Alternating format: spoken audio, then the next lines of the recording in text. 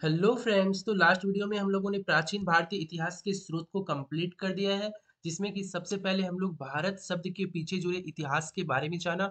फिर हम लोग प्रमुख चार वेद को पढ़ा है। उसके बाद हम लोगों ने ब्राह्मण, अरण्यक तथा उपनिषद और उसके प्रमुख ग्रंथ को पढ़ा।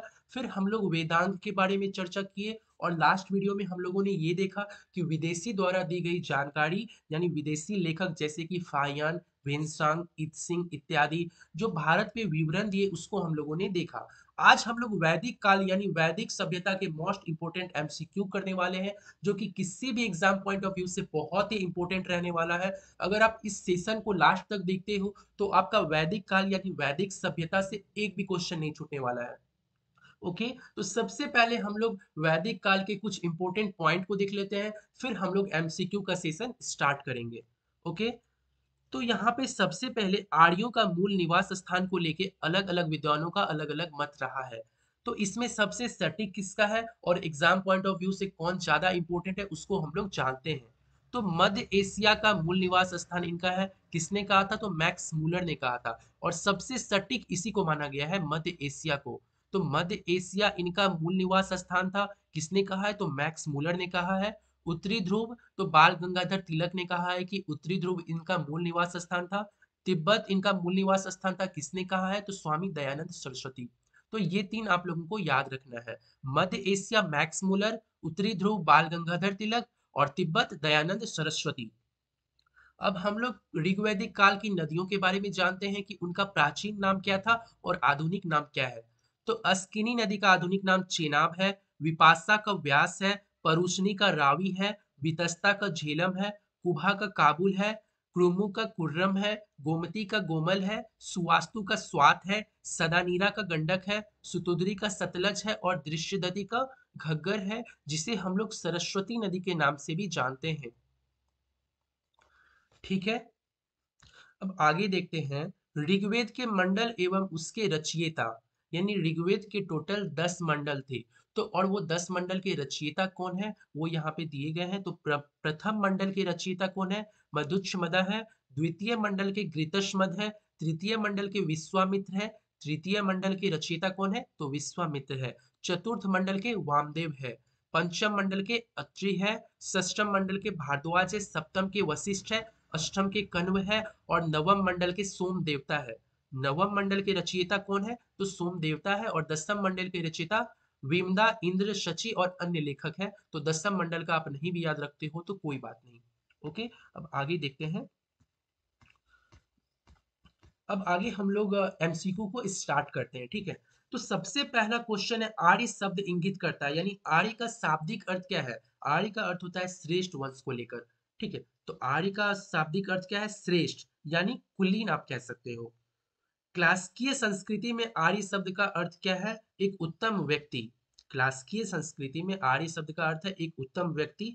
और वैदिक सभ्यता में कहीं भी आर्य का एक जाति अथवा विशेष भाषा भाषी के रूप में उल्लेख नहीं हुआ है। यानी आप ये नहीं कह सकते हो कि आर्य इस जाति के थे या फिर आर्य ये भाषा का प्रयोग करते थे। ओके, अब नेक्स्ट क्वेश्चन देखते हैं। सबसे पुराना वेद कौन सा है? तो सबसे पुराना वेद ऋग्वेद है। ठीक है, तो सबसे पुराना वेद ऋग्वेद को माना जाता है और जो सबसे अंतिम वेद है वो अथर्ववेद को माना गया है। पहले ऋग्वेद, फिर सामवेद, फिर यजुर्वेद, उसके बाद अथर्ववेद। ओके, त्रयी किसे कहा जाता है? त्रयी, तीनों वेदों को एक साथ त्रयी कहा जाता है। ठीक है, तीनों वेदों को एक साथ त्रयी कहा जाता है। किस वैदिक ग्रंथ में वर्ण शब्द का सर्वप्रथम नामोल्लेख मिलता है? तो ऋग्वेद में। और ऋग्वेद में ही सबसे पहले शूद्र शब्द का प्रयोग किया गया है 10वें मंडल में। ऋग्वेद के 10वें मंडल के पुरुष सूक्त में सर्वप्रथम शूद्र शब्द का मिलता है वर्णन। तो शूद्र शब्द का भी वर्णन सबसे पहले ऋग्वेद में और वर्ण शब्द का भी वर्णन सबसे पहले ऋग्वेद में मिलता है। वर्ण व्यवस्था से संबंधित पुरुष सूक्त मूलतः पाया जाता है तो ऋग्वेद में। वर्ण व्यवस्था से संबंधित पुरुष सूक्त मूलतः पाया जाता है ऋग्वेद में, अभी हम लोगों ने देखा है। अब यहाँ पे मैच द फॉलोइंग क्वेश्चन है। पहला है अथर्ववेद। अथर्ववेद हम सभी जानते हैं कि औषधियों से संबंधित है। अथर्ववेद किससे संबंधित है? औषधियों से संबंधित है। ऋग्वेद ईश्वर महिमा से संबंधित है। और यजुर्वेद जो है बलिदान विधि। यजुर्वेद में हम लोगों को क्या मिलता है? बलिदान विधि मिलता है। यजुर्वेद में हम लोगों को क्या देखने के लिए मिलता है? बलिदान विधि। और सामवेद जो है संगीत से संबंधित है। ऋग्वेद किससे संबंधित है? इसमें मंत्र दिए हुए हैं। मंत्र ऋचाएं दी हुई है, यानी ईश्वर महिमा। उसके बाद अथर्ववेद। अथर्ववेद किससे संबंधित है? तो अथर्ववेद औषधियों से संबंधित है। यजुर्वेद किससे? यजुर्वेद बलिदान तिथि यानी बलिदान विधि के बारे में यजुर्वेद में चर्चा है। और सामवेद तो हम सभी जानते हैं, साम का शाब्दिक अर्थ होता है संगीत। ओके, अब आगे देखिए, इसमें भी मैच द फॉलोइंग है। ऋग्वेद किससे संबंधित है? तो सबसे पहले ऋग्वेद स्रोत एवं प्रार्थनाएं से संबंधित है। ठीक है, उसके बाद यजुर्वेद किससे संबंधित है? यजुर्वेद स्रोत एवं कर्म कांड से संबंधित है। उसके बाद सामवेद तो संगीत से होता है। उसके बाद अथर्ववेद तंत्र मंत्र एवं वशीकरण, यानी जितने भी तंत्र मंत्र और वशीकरण की बात की जाए तो सब अथर्ववेद में है। औषधि की भी बात की जाए तो वो भी किसमें है? अथर्ववेद में है। नेक्स्ट क्वेश्चन देखते हैं, निम्नलिखित चार वेदों में से किस एक में जादुई माया एवं वशीकरण का वर्णन है? अभी हम लोगों ने तुरंत इस क्वेश्चन को देखा है, किसमें है? अथर्ववेद में है। अथर्ववेद में जादुई माया टोटका ये सब औषधि ये सब अथर्ववेद में है। ओके, ऋग्वेद में ऋचाएं की संख्या कितनी है? तो ऋचाएं हर जगह अलग अलग देखने के लिए मिलती है, तो इसलिए इसे परफेक्टली नहीं बताया जा सकता है। ठीक है, इसीलिए यहाँ पे स्टार मार्क किया हुआ है। ऋग्वेद है, ऋग्वेद क्या है? हम सभी जानते हैं ऋग्वेद में स्रोतों का संकलन है, ऋचाओं का संकलन है ऋग्वेद में। यहाँ पे मैच करना है। तो ऋग्वेद, तो हम लोगों ने वैदिक काल में वेद और उनके ब्राह्मण ग्रंथ को पढ़ा था।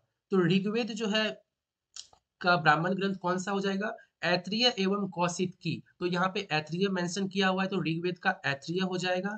सामवेद का पंचविश हो जाएगा। अथर्ववेद का गोपथ हो जाएगा।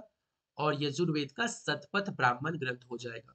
ठीक है, तो ये प्रमुख चार ग्रंथ दिए हुए थे, ब्राह्मण ग्रंथ, और वेदों का यहाँ पे नाम था, तो उसे मैच करना था।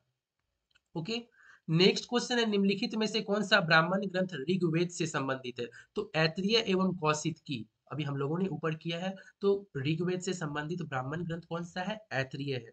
ओके, नेक्स्ट क्वेश्चन है, गोपथ ब्राह्मण संबंधित है। अब यह इंडिविजुअली क्वेश्चन पूछा जा रहा है, पहले मैच द फॉलोइंग था, अब इंडिविजुअली। तो गोपथ ब्राह्मण किससे संबंधित है? तो अथर्ववेद से, हम सभी जानते हैं।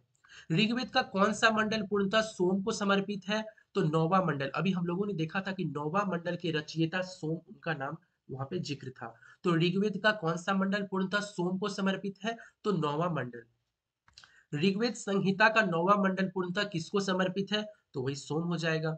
यज्ञ संबंधी विधि विधानों का पता चलता है कहाँ से? तो यजुर्वेद से। यज्ञ का संबंधी किससे मिलता है? यजुर्वेद से। ठीक है, निम्नलिखित में से किसका संकलन ऋग्वेद पर आधारित है? तो सामवेद का संकलन, यानी ऋग्वेद का जो भी ऋचाएं उसमें जो भी मंत्र दी गई है उसका संकलन सामवेद में है। और सामवेद किससे संबंधित है? संगीत से संबंधित है। नेक्स्ट क्वेश्चन हम लोग देखते हैं, भारत में किस स्थल की खुदाई से लौह धातु के प्रचलन का प्राचीनतम प्रमाण साक्ष्य मिला है? तो अतरंजी खेरा हो जाएगा, यानी अतरंजी खेरा से सर्वप्रथम जो है लौह धातु के साक्ष्य मिले हैं। ओके, उपनिषद पुस्तकें हैं, हम सभी जानते हैं दर्शन पर है उपनिषद। उपनिषदों का मुख्य विषय क्या है? तो दर्शन है। निम्नलिखित में से किस एक वैदिक साहित्य में मोक्ष की चर्चा मिलती है? तो मोक्ष की चर्चा उपनिषद में मिलती है। उपनिषद का अर्थ क्या होता है? उपनिषद का शाब्दिक अर्थ होता है कि गुरु के समीप बैठकर ज्ञान अर्जन करना। ठीक है, तो किस एक वैदिक साहित्य से मोक्ष की चर्चा मिलती है? तो उपनिषद से मोक्ष की चर्चा मिलती है। ओके, अब नेक्स्ट क्वेश्चन हम लोग देखते हैं। नेक्स्ट क्वेश्चन है, आध्यात्म ज्ञान के विषय में नचिकेता और यम का संवाद किस उपनिषद से प्राप्त हुआ है? तो कठोपनिषद से। ये क्वेश्चन देखिए कितना बार पूछा गया है। आध्यात्म ज्ञान के विषय में नचिकेता और यम का संवाद किस उपनिषद से प्राप्त है? तो नचिकेता और यम जहां भी दिख जाए तो कठोपनिषद हो जाएगा। ठीक है, तो नचिता और यम का संबंध किस उपनिषद से संबंधित है? तो कठोपनिषद से। ओके, नेक्स्ट क्वेश्चन, नचिकेता आख्यान का उल्लेख मिलता है, तो अभी हम लोग तुरंत पढ़े कठोपनिषद से। येन और नचिकेता का पूछेगा संबंध किस उपनिषद से है? तो कठोपनिषद से है। उपनिषद काल के राजा अश्वपति शासक थे केकई के। राजा अश्वपति कहाँ के शासक थे? तो केकई के शासक थे। निम्नलिखित में से वैदिक साहित्य का सही क्रम कौन सा है? तो वैदिक साहित्य का सही क्रम हो जाएगा, पहले वैदिक संहिताएं, फिर ब्राह्मण, तब अरण्यक, तब उपनिषद। और हम लोग इसी सीक्वेंस में पढ़ते आ रहे हैं पीछे से, पहले वैदिक साहित्याएं, फिर ब्राह्मण, फिर अरण्यक, उसके बाद उपनिषद। नेक्स्ट क्वेश्चन है, आरंभिक वैदिक साहित्य में सर्वाधिक वर्णित नदी, यानी सबसे ज्यादा किसका चर्चा किया गया है? तो सबसे ज्यादा चर्चा किया गया है सिंधु नदी का। गंगा नदी का एक बार उल्लेख मिलता है। गंगा नदी का कितना बार मिलता है? एक बार। तो सबसे ज्यादा वर्णित नदी यानी सबसे ज्यादा चर्चा किस नदी का किया गया है? तो सिंधु नदी का किया गया है। नेक्स्ट क्वेश्चन है, वैदिक नदी अस्किनी की पहचान निम्नलिखित नदियों में से किस एक के साथ की जाती है? तो अभी हम लोगों ने पहले एक टेबल चार्ट बना हुआ था, उसमें देखा अस्किनी किसे कहा जाता है? चेनाब को। अस्किनी इसकी पहले का नाम है, प्राचीन नाम है, और चेनाब इसका आधुनिक नाम है। अस्किनी का क्या हो जाएगा? चेनाब। ऋग्वेद में निम्नलिखित किन नदियों का उल्लेख अफगानिस्तान के साथ आर्यों के संबंध का सूचक है? तो कुबा और क्रुमो। ये कहाँ पे है? तो ये अफगानिस्तान में है। तो क्वेश्चन हमारा क्या था? ऋग्वेद में निम्नलिखित किन नदियों का उल्लेख अफगानिस्तान के साथ आर्यों के संबंध का सूचक है? तो कुबा और क्रुमो। कुबा इसका पुराना नाम है, क्रुमो इसका आधुनिक नाम है। ठीक है। वैदिक नदी कुबा का स्थान कहाँ निर्धारित होना चाहिए? तो कुबा का स्थान कहाँ होना चाहिए? अफगानिस्तान। अभी हम लोगों ने व्याख्या किया है इसका। अब कुछ मिलान करने वाली यहाँ पे दी गई है, मैच द फॉलोइंग। तो यहाँ पे सबसे पहले कुबा है। कुबा का काबुल हो जाएगा अफगानिस्तान में, अभी हम लोगों ने देखा है। परोशनी का रावी हो जाएगा, आधुनिक नाम इसका है। सदानीरा का आधुनिक नाम गंडक है, और सुतोद्री का आधुनिक नाम सतलज है, अभी हम लोगों ने देख चुका है। नेक्स्ट क्वेश्चन है, निम्नलिखित में से कौन सी प्रथा चतुष्ट वेदोत्तर काल से प्रचलित है? तो इसमें जो है बेसिकली दो ऑप्शन दिए गए हैं, ए और सी। तो हमारा क्वेश्चन क्या है? कौन सी प्रथा चतुष्ट वेदोत्तर काल से प्रचलित है? तो धर्म, अर्थ, काम और मोक्ष। उसे ही कहा जाता है ब्रह्मचर्य, गृहस्थ, वानप्रस्थ और संन्यास। ये इसका अर्थ है। धर्म का अर्थ ब्रह्मचार्य, अर्थ का जो अर्थ होता है वो गृहस्थ आश्रम होता है, काम का वानप्रस्थ, मोक्ष का संन्यास। हम सभी जानते हैं मोक्ष का अर्थ संन्यास होता है। तो इसलिए ए और सी दोनों ऑप्शन होगा, और इस टाइप के क्वेश्चन बीपीएससी और दरोगा में अक्सर पूछे जाते हैं। नेक्स्ट क्वेश्चन है, धर्म तथा रीत भारत की प्राचीन वैदिक सभ्यता के एक केंद्रीय विचार को चित्रित करते हैं। कौन? धर्म और रीत। इस संदर्भ में निम्नलिखित कथनों पर विचार कीजिए। यानी कुछ कथन दिए गए हैं, कौन इस संदर्भ में सही है और कौन गलत है, ये बताना है। तो धर्म व्यक्तियों के दायित्व एवं स्वयं तथा दूसरों के प्रति व्यक्तिगत कर्तव्यों की संकल्पना था।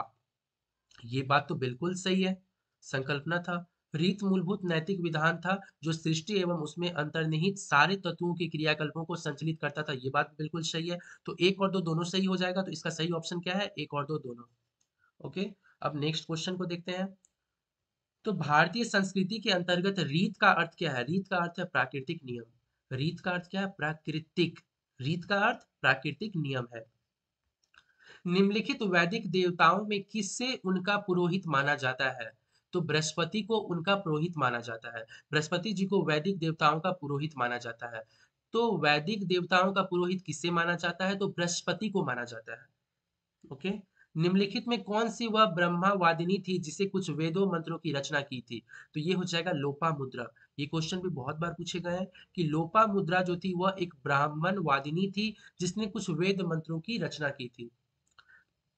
ओके। उसके बाद है, ऋग्वैदिक काल में निष्क शब्द का प्रयोग एक आभूषण के लिए होता था, किंतु परवर्ती काल में उसका प्रयोग इस अर्थ में हुआ। यानी पहले जो है ऋग्वैदिक काल में निष्क शब्द का प्रयोग जो होता था वह एक आभूषण के लिए होता था। अगर बात किया जाए परवर्ती काल में, उसका प्रयोग जो है सिक्कों के लिए किया जाता था। परवर्ती काल में निष्क का प्रयोग सिक्कों के लिए किया जाता था। ओके। नेक्स्ट क्वेश्चन, ऋग्वैदिक काल में निष्क अंग का आभूषण था। किस अंग का आभूषण था? तो ये गला का आभूषण था। पहले इसे आभूषण का रूप दिया गया था, उसके बाद परवर्ती काल में जो है इसको सिक्का का इसको सिंबल बनाया गया था। ठीक है। नेक्स्ट क्वेश्चन है, प्राचीन भारत में निशाका जाने जाते थे स्वर्ण आभूषण से। निष्क अभी हम लोगों ने देखा, तो यहाँ निशाका है तो स्वर्ण आभूषण से। बोगज कोई महत्वपूर्ण है। बोगज कोई एक इंस्क्रिप्शन है, ठीक है, ये एक लेख है, लिखा गया है। ये क्यों इंपॉर्टेंट है? तो यहाँ से प्राप्त अभिलेखों में वैदिक देवताओं एवं देवियों का नाम उल्लेख प्राप्त होता है। तो बोगज कोई इंस्क्रिप्शन यानी अभिलेख जो है यह क्यों इंपॉर्टेंट है? क्योंकि इस अभिलेख से यहाँ पे वैदिक देवताओं एवं देवियों के बारे में यहाँ पे निम्नलिखित है। ठीक है। नेक्स्ट क्वेश्चन हम लोग देखते हैं, निम्नलिखित अभिलेखों में से कौन सा ईरान से भारत में आर्यों के आने की सूचना देती है? तो बोगज कोई इंस्क्रिप्शन, यही तो हम लोगों को उनके देवी देवताओं के बारे में बताता है, और यह जो है ईरान से भारत में आर्यों के आने की सूचना देता है, बोगज कोई इंस्क्रिप्शन। नेक्स्ट क्वेश्चन देखते हैं, 14वीं सदी ईसा पूर्व का एक अभिलेख जिसमें वैदिक देवताओं का वर्णन है, वह कहाँ से प्राप्त हुआ है? तो बोगज कोई से प्राप्त हुआ है। अभी हम लोगों ने तुरंत देखा इस क्वेश्चन को। निम्नलिखित में से किसने आर्यों के आदि देश के बारे में लिखा था? तो आर्यों के आदि देश के बारे में किसने लिखा था? तो बाल गंगाधर तिलक ने। आर्यों के आदि देश के बारे में किसने लिखा है? तो बाल गंगाधर तिलक ने लिखा है। जिस ग्रंथ में पुरुष मेघ का उल्लेख है वह कौन सा ग्रंथ है? तो इसके बारे में सबसे पहले पढ़ते हैं। पुरुष मेघ एक प्रमुख यज्ञ है। पुरुष मेघ क्या है? पुरुष मेघ एक यज्ञ का नाम है। पुरुष में क्या है? यज्ञ है। यह शुक्ल यजुर्वेद के 30वें अध्याय, कृष्ण यजुर्वेद, शुक्ल यजुर्वेद के शतपथ ब्राह्मण तथा कृष्ण यजुर्वेद के तैत्तिरीय ब्राह्मण में वर्णित है। यह कहाँ पे वर्णित है?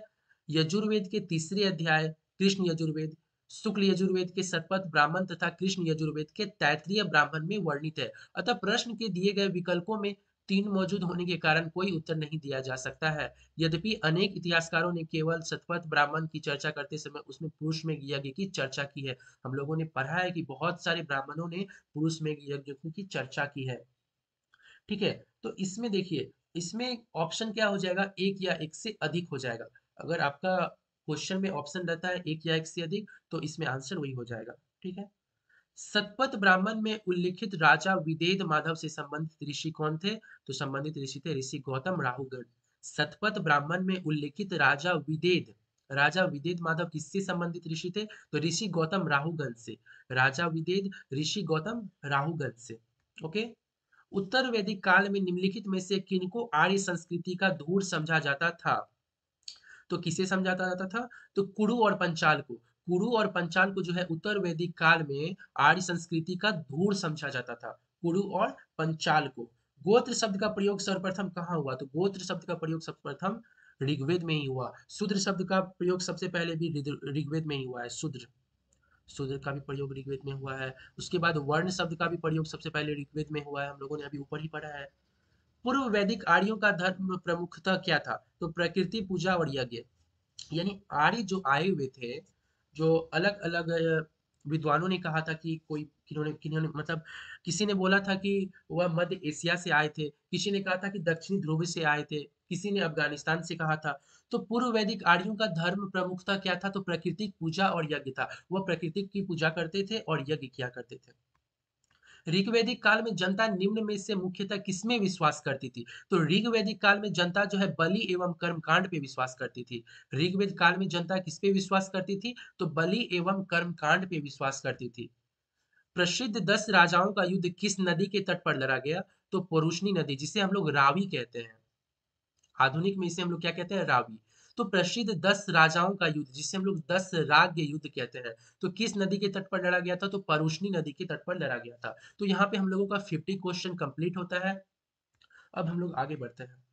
ऋग्वेद में उल्लेखित प्रसिद्ध 10 राजाओं का युद्ध किस नदी के किनारे लड़ा गया? तो अभी हम लोग जस्ट पढ़ के आए हैं, परुष्णी नदी। निम्न में से किस नदी को ऋग्वेद में माते माता, देवी माता एवं नदीतमा कहा गया है? तो यह किसे कहा गया? सरस्वती को। सरस्वती को उस समय में पूजा जाता था, इसलिए इसे माते तमा, देवी तमा और नदी तमा का संबोध किया गया है। फिर हम लोग देखते हैं, उस जनजाति का नाम बतलाइए जो ऋग्वैदिक आर्यों के पंचजन से संबंधित थे। तो वह कीकट जाति हो जाएगा। कीकट जाति जो थे ऋग्वैदिक आर्यों के पंचजन से संबंधित थे। प्राचीन काल में आर्यों के जीविकोपार्जन का मुख्य साधन क्या था? यानी आर्य का मुख्य साधन क्या था? तो कृषि था। प्राचीन काल में आर्यों का मुख्य साधन क्या था? कृषि था। ऋग्वेद में उल्लिखित यव शब्द किस कृषि उत्पाद हेतु प्रयुक्त किया गया है? तो यव शब्द किसके लिए प्रयुक्त किया गया है? जौ के लिए। जौ को ऋग्वैदिक काल में क्या कहा जाता था? तो यव कहा जाता था।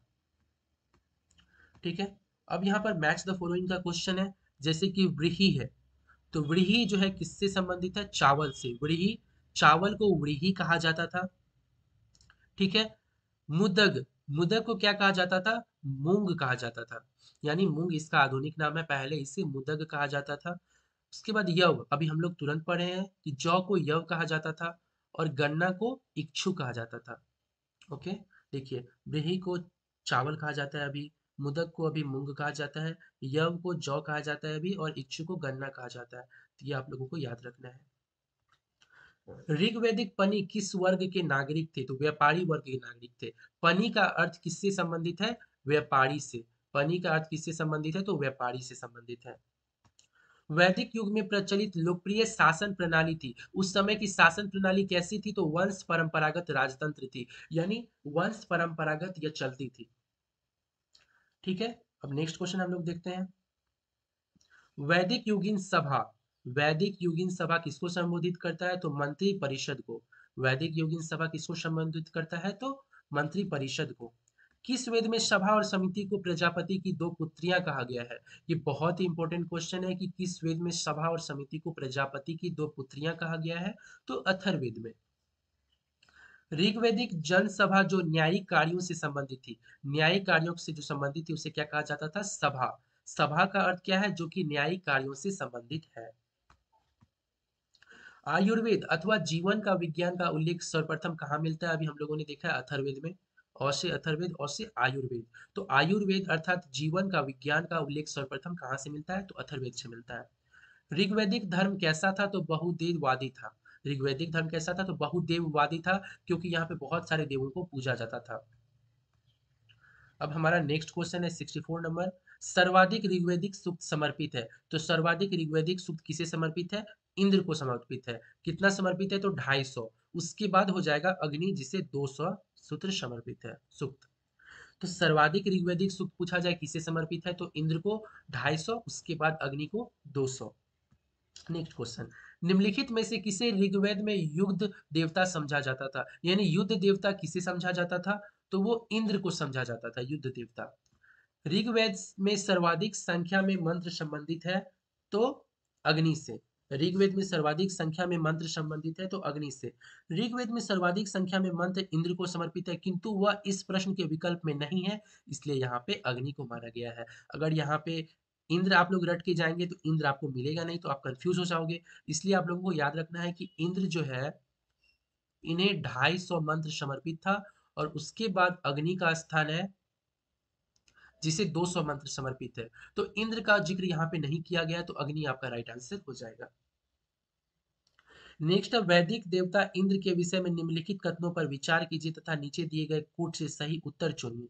वैदिक देवता इंद्र जो था, इसके विषय में यहाँ पे कुछ कथन दिए गए हैं। इंद्र के कथन में कौन सा सही है कौन सा गलत है ये बताना है।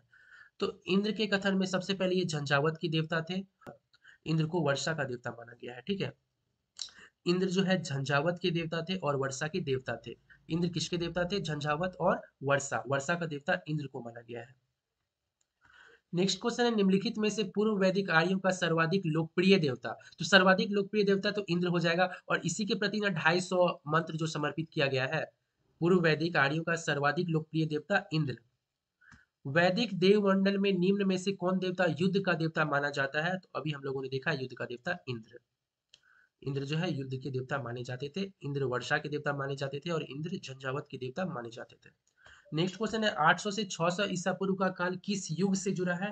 तो 800 से 600 ईसा पूर्व जो है ब्राह्मण युग से जुड़ा है। 800 से 600 ईसा पूर्व ब्राह्मण युग से जुड़ा है। नेक्स्ट क्वेश्चन है, गायत्री मंत्र किस पुस्तक में मिलता है? तो गायत्री मंत्र ऋग्वेद में मिलता है।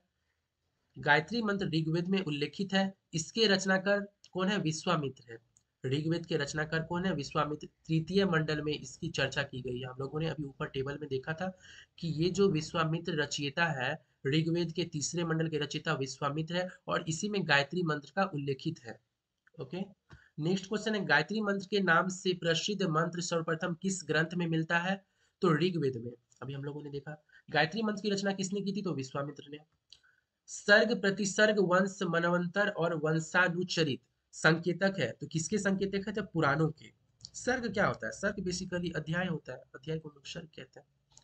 तो सर्ग प्रतिसर्ग यानी उसका सब कैटेगरी। वंश मनवंतर और वंशानुचरित संकेतक किसके हैं? तो पुराण के हैं। सर्ग प्रतिसर्ग किससे संबंधित है? तो पुराण से संबंधित है। पुराणों की संख्या कितनी है? तो पुराणों की संख्या कितनी है अभी? तो 18 हो जाएगी पुराणों की संख्या। ओके। श्रीमद् भागवत गीता मौलिक रूप में किस भाषा में लिखी गई है? तो भागवत गीता संस्कृत में लिखी गई है। श्रीमद् भागवत गीता मौलिक रूप से संस्कृत भाषा में लिखी गई है, और यह प्राचीन धार्मिक ग्रंथ महाभारत का एक भाग है। भागवत गीता किसका भाग है? महाभारत का एक भाग है। महाभारत मूलतः किस रूप में जानी जाती है? तो महाभारत जय संहिता के रूप में जानी जाती है, यानी जय संहिता को ही हम लोग महाभारत कहते हैं। सत सहस्त्री संहिता उपनाम निम्नलिखित में से किस ग्रंथ का है? किस ग्रंथ का उपनाम जो है सत सहस्त्री संहिता है? तो ये महाभारत का। महाभारत को जो है हम लोग क्या कहते हैं? महाभारत को हम लोग जय संहिता भी कहते हैं, और इसका उपनाम क्या है? सत सहस्त्री संहिता। महाभारत का उपनाम क्या हो जाएगा? सतसहस्री संहिता। हिंदू पौराणिक कथा के अनुसार समुद्र मंथन हेतु किस सर्प ने रस्सी के रूप में स्वयं को प्रस्तुत किया? तो वासुकी सर्प का नाम था। वासुकी जो है वह सर्प का नाम था जिसने समुद्र मंथन हेतु किसी सर्प के रस्सी के रूप में स्वयं को प्रस्तुत किया। नेक्स्ट क्वेश्चन है, किस काल में अछूत की अवधारणा स्पष्ट रूप से उद्धृत हुई थी? स्पष्ट रूप से क्या हुई थी? उद्धृत हुई थी। तो किस काल में? तो इसका आंसर हो जाएगा धर्मशास्त्र के समय। ये देखिए आपके बीपीएससी एग्जाम में पूछा हुआ क्वेश्चन है। तो किस काल में अछूत की अवधारणा स्पष्ट रूप से उद्धृत हुई थी? तो धर्मशास्त्र के समय। सत्यमेव जयते शब्द किस उपनिषद से लिया गया है? तो सभी को पता है मुंडकोपनिषद से सत्यमेव जयते लिया गया है। सत्यमेव जयते शब्द कहाँ से लिया गया है? तो मुंडकोपनिषद से लिया गया है। भारतीय प्रतीक पर उत्कीर्ण सत्यमेव जयते लिया गया है, तो इसका भी आंसर वही मुंडकोपनिषद हो जाएगा। तमसो मां ज्योतिर्गमय कथन मूलतः उपनिषदों का है। तमसो मां ज्योतिर्गमय किसका शब्द है? तो उपनिषदों का शब्द है। नेक्स्ट क्वेश्चन हम लोग देखते हैं, किस उपनिषद का शाब्दिक अर्थ सफेद घोड़ा है? तो तैत्तिरीय उपनिषद। तैत्तिरीय उपनिषद का शाब्दिक अर्थ क्या है? सफेद घोड़ा। तैत्तिरीय उपनिषद सफेद घोड़ा। तैत्तिरीय उपनिषद क्या हो जाएगा? सफेद घोड़ा। सत्यमेव जाबाल की कथा जो अनब्याही मां होने के लांछन को चुनौती देती है वह कहाँ उल्लेखित है? छांदोग्य उपनिषद में। सत्यमेव जाबाल की कथा जो अनब्याही मां होने की लांछन देती है वो कहाँ पे उल्लेखित है? तो छांदोग्य उपनिषद। ठीक है, जो अनब्याही मां होने के लांछन को चुनौती देती है, छांदोग्य उपनिषद। ऋग्वेद की मूल लिपि क्या थी? तो ब्राह्मी थी। ऋग्वेद की मूल लिपि क्या थी? ब्राह्मी थी। वैदिक कर्मकांड में होता का संबंध किससे? तो ऋग्वेद से। ऋग्वेद का संबंध होता है एक। होता क्या कहा जाता था? होत्री, यानी जो कि ऋग्वेद को पढ़ते थे उसे हम लोग होत्री कहते थे। तो वैदिक कर्मकांड में होता का संबंध किससे है? तो ऋग्वेद से है। अवेस्ता और ऋग्वेद में समानता है। अवेस्ता और ऋग्वेद में कुछ समानता है। अवेस्ता किस क्षेत्र से संबंधित है? तो अवेस्ता जो है ईरान से संबंधित है। अवेस्ता किससे संबंधित है? ईरान से। अब समानता क्या है देखते हैं। अवेस्ता और ऋग्वेद दोनों भाषिक समानताओं के कारण आर्यों की सभ्यता से संबंधित माने जाते हैं। यानी ऐसा माना जाता है कि आर्य की सभ्यता जो थे वो अवेस्ता से संबंधित थे और ऋग्वेद से भी संबंधित थे। अवेस्ता ईरान क्षेत्र से संबंधित है। ओके। नेक्स्ट क्वेश्चन है, वैदिक काल में किस जानवर को अगन्य माना जाता है? तो गाय को। हम सभी जानते हैं गाय को वैदिक काल में क्या कहा गया? अगन्य, और इसे न मारने योग्य कहा गया है, यानी न मारे जाने योग्य कहा गया है। ऋग्वेद में अगन्य का प्रयोग किसके लिए हुआ है? तो गाय के लिए हुआ है। ऋग्वेद में कई परिच्छेदों में प्रयुक्त अगन्य शब्द संवर्धित करता है, तो गाय के लिए। नेक्स्ट क्वेश्चन है, ऋग्वैदिक कालीन आर्यों और सिंधु घाटी के लोगों की संस्कृति के बीच अंतर के संबंध में निम्नलिखित कथनों में से कौन सा सही है?